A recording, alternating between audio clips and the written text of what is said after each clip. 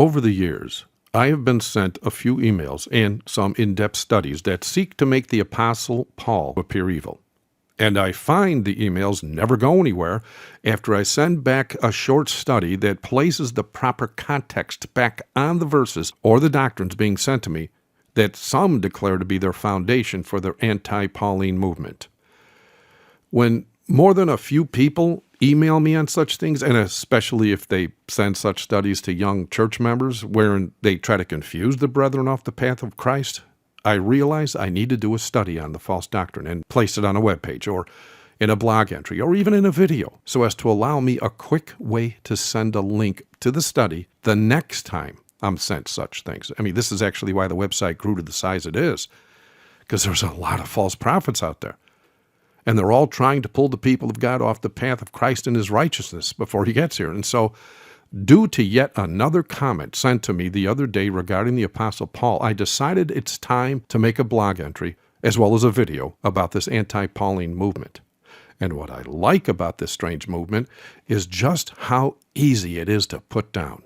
I don't even have to do a long, drawn-out series of videos on all the twisted verses or any of their out-of-context assumptions on Paul's words wherein some mangle in the hopes of making Paul appear to be contradicting himself or even the Word of God in general, because I know for a fact that if they were actually telling us the truth on this, and we were supposed to remove all 14 of Paul's epistles from the Holy Writ, we would be left with only 52 books of the Bible. The main problem with doing that is the fact that if they did their homework and did an actual Bible study on the heavenly sanctuary, which includes the in-depth pattern given way back in Moses' day, which is not just a doctrinal mountain of biblical truths, it is also jam-packed with rock-hard prophetic facts as well.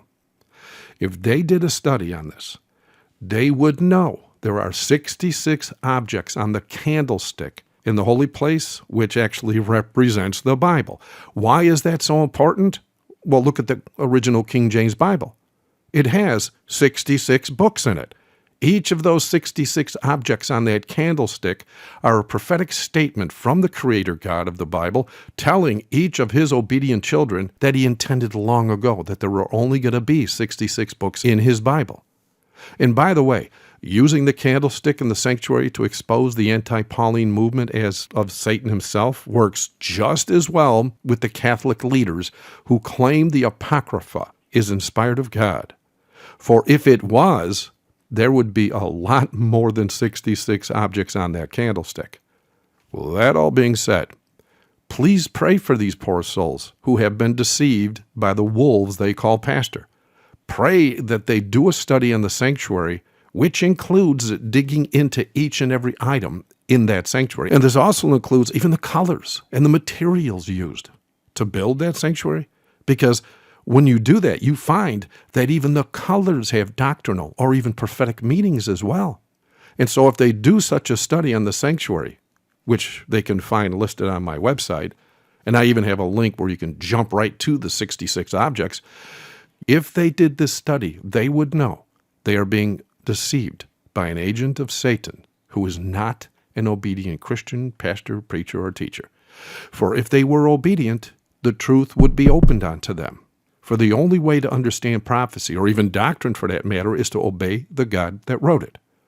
And so, being in the end of days as we are, Satan now has many false prophets out there as we speak, whose only hope is to make the entire Bible come off as bogus in the eyes of anyone sitting in the church, wherein for whatever reason they're not studying the Bible on their own so as to make sure what their pastor is saying matches that which is written. And yes, anyone can understand the written word of God. For the Christian God that created all that is seen and unseen would never, ever write a book his obedient children were unable to understand. I mean, after all, he created your brain as well as everything else, did he not? Thank you for watching. God bless.